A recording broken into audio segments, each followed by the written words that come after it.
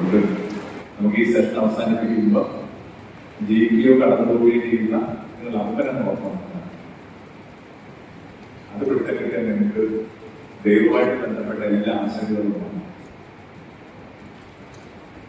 നമ്മുടെ കുഞ്ഞു പ്രശ്നം പറ്റി വേദപുസ്തകം വിവർത്തനം ചെയ്തപ്പോൾ യേശു ഉപയോഗിച്ച് അപ്പ എന്ന് പറയുന്ന അരമായി പദത്തിന് പകരമായിട്ട് ഉപയോഗിച്ചിരിക്കുന്ന വാക്കെന്താണ്? പിതാവ് പറഞ്ഞതാണ്. 200 ഇടങ്ങളിലെങ്കിലും യേശു എന്ന് പറയുന്നുണ്ട്. അപ്പൊ അവിടെയൊക്കെ പിതാവ് ട്രാൻസ്ലേറ്റ് ചെയ്യപ്പെട്ടു. അതിന് പ്രശ്നമുണ്ട്. എന്താ കാര്യം? ഇവിടെ ഇരിക്കുന്ന ആരും നിങ്ങൾക്കൊരു കണ്ടോൺമെന്റിന് നോർത്ത് ഇന്ത്യയുടെ പശ്ചാത്തലം ഇല്ലെങ്കിൽ ആരും തങ്ങളുടെ അച്ഛനെ പിതാവ് വിളിച്ചിട്ടുണ്ടാവില്ല. ഉണ്ടോ? ഒരു ഫോർമാലിറ്റിക്കൊക്കെ ഉള്ളതാണ്. ടെക്നിക്കൽ വേണം, ഡിനോട്ടേറ്റീവ് വേണം. അത്രയും അടുപ്പത്തിൽ യേശു വിളിച്ചൊരു വാക്കിന് നമ്മൾ കണ്ടെത്തിയ പദം വളരെ എന്തായി സാങ്കേതികത. അതുകൊണ്ടാണ് വ്യവസ്ഥമായിട്ട് നമ്മൾ കണക്ട് ആവാം. അതുകൊണ്ട് ചെയ്യാവുന്ന ഒരു വലിയ കാര്യം പറഞ്ഞ് അവസാനിപ്പിക്കുകയാണ്. നിങ്ങൾ എന്തായാലും നിങ്ങൾ അപ്പനെ വിളിച്ചുകൊണ്ടിരുന്നത്.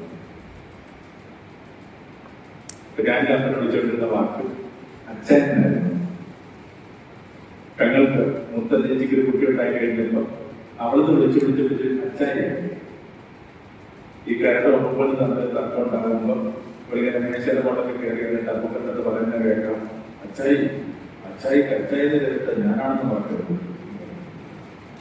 എന്തോ അവർക്ക് അവസാനം ഇല്ലാത്ത അച്ഛനെ വിളിക്കുന്നത്.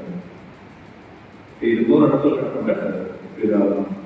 അതിൽ സ്വന്തമായ വ്യവസ്ഥയുള്ള സ്ഥിതിക്ക് സായന്ത്രത്തിൽ ഓർമ്മകളെല്ലാം വരുന്നത്. ഈ അണ്ടർസ്റ്റാൻഡ് യുവർ ഫാദർ ഇതൊന്നും നമ്മളൊന്ന് അച്ഛനെ മനസ്സിലാക്കിയിട്ടുള്ള കാര്യമായിട്ട്. അപ്പൊ ആ ഒരു എല്ലാ ഓർമ്മകളും പറയത്തില്ലേ, പുലരി ചിതയ്ക്കുന്നൊക്കെ സന്ധ്യ ശേഖരിക്കും. അത് ശേഖരിക്കാൻ പറ്റില്ല, യാത്ര ചെയ്യാൻ പറ്റില്ല. സന്ധ്യ ഒത്തിരി ഓർമ്മകളെ ശേഖരിക്കുമ്പോൾ നിങ്ങൾ എന്താണ് നിങ്ങളുടെ അച്ഛനെ വിളിച്ചത് അത് 5 ഇടത്ത് പെട്ടിത്തിരുത്തി നിങ്ങൾ നിങ്ങളുടെ അച്ഛനെ വിളിച്ച വാക്ക് എഴുതിയിട്ടുണ്ടാവും. അതിന് വിളിക്കുന്ന വാക്കാണ് പുതിയ നിയമം.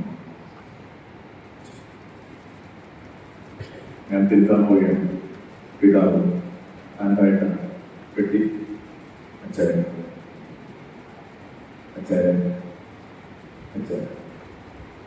എനിക്ക് 5 എണ്ണം പോലും വേണ്ട. ഒരു 3 എണ്ണം വെട്ടിത്തെറ്റി കഴിയുമ്പോൾ എന്റെ ബോധം ഇങ്ങനെ കഴിയുമെന്ന് പറയാൻ തുടങ്ങും. ഈ വാഷിംഗ് മെഷീനൊക്കെ കിടന്നിട്ട് ഇങ്ങനെ തുണി കിടന്നതാണ്. അപ്പോഴൊരു പെൺകുട്ടി അവരുടെ അച്ഛനെ വിളിക്കുന്ന വാക്ക് വാപ്പച്ചിന്നാണ്. വാപ്പച്ചി അതിലാരംഭിച്ചു, അതിലവസാനിച്ചു. 12-ാം വയസ്സിൽ അത് പറയുമ്പോൾ ക്ലാരിറ്റി ഇല്ല.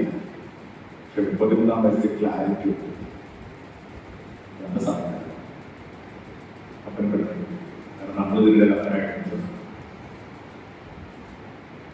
വലിയ പ്രധാനപ്പെട്ട കാര്യം നിങ്ങൾ തന്നെ ഒരു അപ്പനായിട്ട് സ്വന്തം കുട്ടികൾ വേണമെന്നില്ല. പിന്നെ അതൊന്നും കഥയില്ല. ഇപ്പൊ നന്നായിട്ട് കിട്ടാൻ മുമ്പ് പറയും ഈ പഴയ നിയമത്തിലൊക്കെ ഉണ്ടല്ലോ ദൈവാപ്പനാണ്. പഴയ നിയമത്തിൽ അപ്പനല്ല, പുതിയ നിയമത്തിൽ അപ്പനൊക്കെ യേശു അതുപോലെ തന്നെ എങ്ങനെയാണ് മോൻ ഇങ്ങനെ നഗരത്തിൽ വന്ന് ഗ്രാമത്തിൽ വന്നെന്നറിയിപ്പം പുറത്തേക്ക് ഓടിപ്പോയി. അല്ലേ? ഇവിടെ എന്തെങ്കിലും ഒരു അപകടം സംഭവിക്കുന്നു ഭൂമി കൊണ്ടാണ്. എനിക്ക് ഉറപ്പാണ് ഇവിടെ ഇരിക്കുന്നത് 10 ഞങ്ങളുടെ അച്ഛന്മാരെ ഓർമ്മത്തില്ല.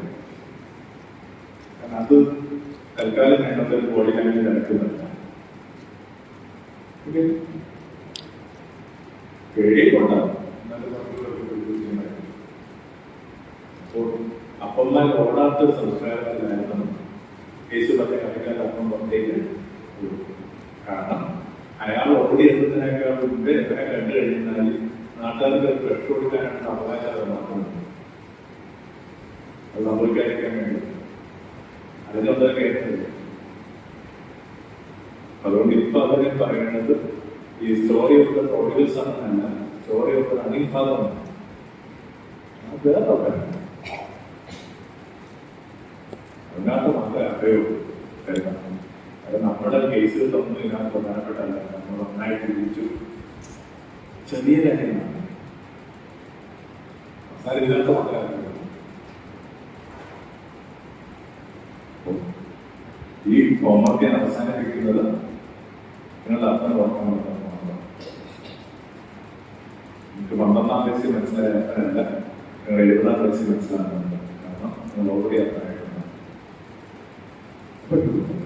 അതിന്റെ സമാധാനത്തിൽ പതുക്കെ ഈ സായന്തനത്തിന്റെ